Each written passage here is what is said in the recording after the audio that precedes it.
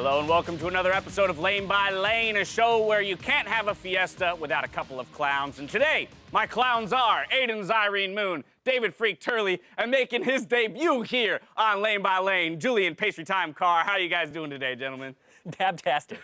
Dab. Join the club, buddy. Yeah, see, I like that. I was so better before I like the that. dab. So much better. Pastry is shirking the meme culture. I like it. He's taking a stance opposite from what we normally do. You guys know the rules, so I'm not going to bother going over them again. We're going to dive right into the questions of the day. Starting with question number 1. Which lane is currently the most influential in pro play? Now, take note. I said lane. That discludes, if that's a word, the jungle. You cannot choose the jungle, so there are only the 3 lanes in their entirety available to you to choose, starting with Freak. Let's go. If you're going to say individual role, I'd say mid, but as far as the actual lane's concerned, it's got to be bot lane. There's 2 players there. Okay. Even though I would say a mid lane is more important than individual and AD carrier support, the fact that, again, you've got them combined, there's no possible... Oh, I just accidentally... All right. That was an accident. I'm so sorry. No, it's okay. Hey, it's okay, man. I forgive you, Dash. We all make mistakes, even people like you who are just You're incredible. so forgiving. You're so kind. Of course, man. I got you, dog. But honestly, first turret almost always comes from bot lane. First Drake comes from bot lane control. Most of the kills, on average, I would say, come from bot lane. So, Okay. I mean, all the gold income, almost all the objective plays, and at a certain point, right, the fact that there's 5-man dives in the bot lane, right? The top laner comes down to the bot lane to fight the 5-on-5s. Like, that's where all the combat comes in for the first 50 minutes of the game. And it's very clear the most influential. Most teams can snowball off their goalies that are not named Echo Fox. So you're kind of just going to control the game through bot lane. And I think it's very easily the most important location on the map. It's a smart choice choosing the lane that's got 2 players in it. Zyrene, we're moving to you. Mid or Great. top? Most I gotta say influential that lane. the bottom lane is the weakest lane because it's the one that's easiest to exploit, and that's why everybody shows up there. The mid lane is the most important. It's the center part of the map. That turret is the closest to the second tier 2 one that you can pick up, so if you get an advantage there, you keep pushing. And also, there's 2 sides of it, so you can control it and go anywhere on the map. You can go mean like the bot lane? You can Which go is to the important? top lane. That's You can right, go wherever Zyrene, you you're right. need Going to. bot lane's a really big deal. I mean, you can go top lane. They got Rift Herald. That'll Why take would the turret you? to knock down mid. And there's so many things you can do there. Right. So mid lane is incredibly important. It is the central part of the map, and teams will most likely play around it more often than not because once you free it up, it influences all other parts of the map. It's in the center. It's the center of attention. It's the easiest Hard to thing argue with talk that about. one. We're going to give you 100 points to clear that out. Pastry Time, you started with a lead of 200 points. You've got to make an argument for top. Let me have it. I mean, I like top. I think it's a great lane. I mean, for one, it's got 3 brushes. No other lane has that many brushes. Mid only has 2 on the side. Bot has 2 down the bottom. Got so 3 top, brushes. got the access there. I think Rift Herald's pretty cool. You can get more access to that if your top lane is winning. And it is one of the harder lanes to really get a nice key advantage. So it's important to think carefully about your wave management and make sure things are in the right spot. So top lane, really for that smart, intellectual, gentleman-style player. So I like that aspect of the lane as well. Other than that, when you open things up, you can create some space, and then go get the Drake. It's all there for you to go. And of course, once you get those objectives, Drake's in you the can bot snowball lane. down and take the ball for a nice, still good lane. I love talking it. about I the love top it. of You my gotta lane. pass through mid lane. I feel Brought like up is more important. I love it. Freak's just sitting here reminding everybody what. Thank you for bringing up the what's stuff in my near lane. the You're right. bot The lane. Drake's a big deal. That Keeping down first turret's a big that deal. was beautiful. I All agree. right, I'm going to push us ahead to question number 2. You can buff 1 champion, 2 competitive play. Who is it? And maybe how do you buff it to that point of play? Zyrene, we're going to start with you. I would say Alawi.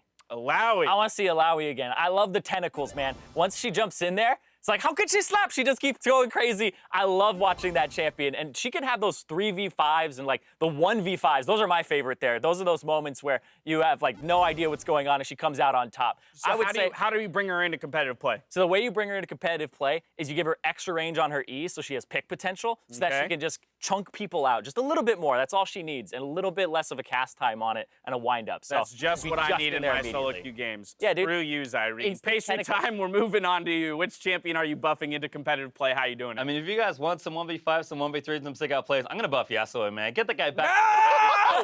Get the montage. No! Yes. No! Yes. Correct choice. Great. Moving on to you. You have to buff 1 champion into competitive play. Who is it and how do you do it? I'm gonna buff Teemo into competitive play. All right. No, I also hate that.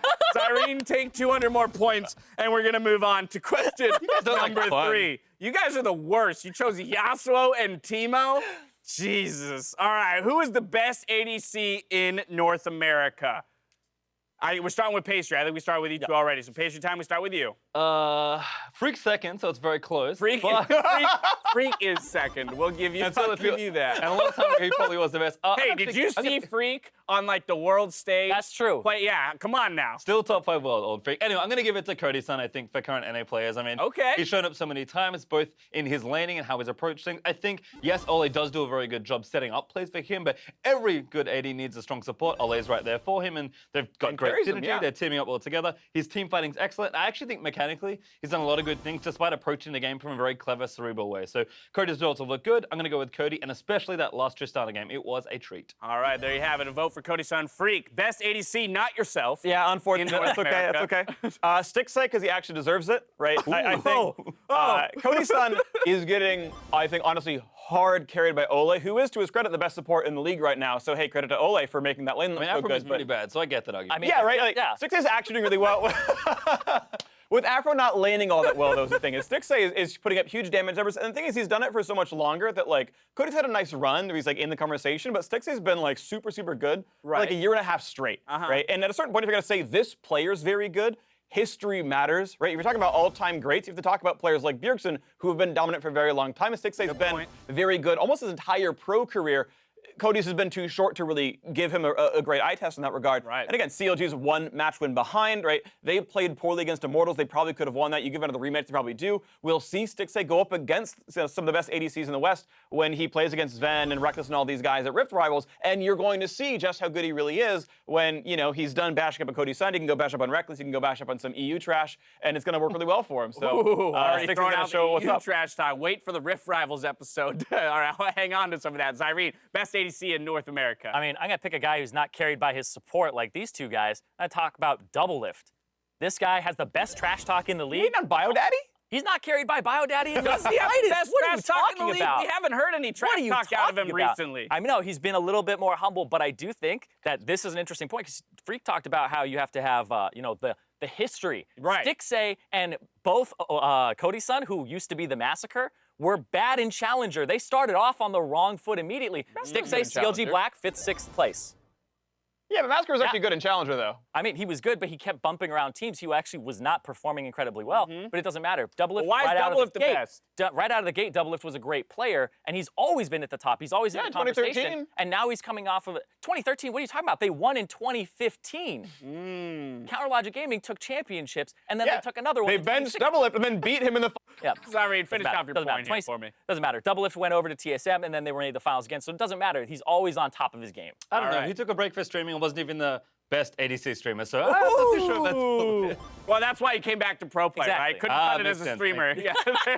He's not entertaining enough, but he's definitely good enough to be a pro player. That's going to bring us to the conclusion of this week's episode of Lane Dash, by wait, Lane. Hunter, Oh, you didn't get it in time. Zyrene is the winner by 100 points Classic over Freak. Pastry Time. It's a valiant effort on his first time out. Zyrene, you have 10 seconds to make your victory speech. I mean, 2 in a row, I don't think that's ever been done on this show before. No, you're So, right. You know, I just had to bask in this and say, you know what, it's going for the three-peat, just like TSM this Ooh, let's go for the three-peat. We'll have to wait for next week to see if it comes true. Ladies and gentlemen, that's going to do it for this week's episode of Lane by Lane. Thank you so much for tuning in. If you enjoyed it, hit us on Twitter with that hashtag LanexLane with any topics of conversations or questions you'd like to be asked of these dudes in future weeks. For now, though, I want to thank them for their time. Gentlemen, have a good evening. And for you at home, we'll see you next week.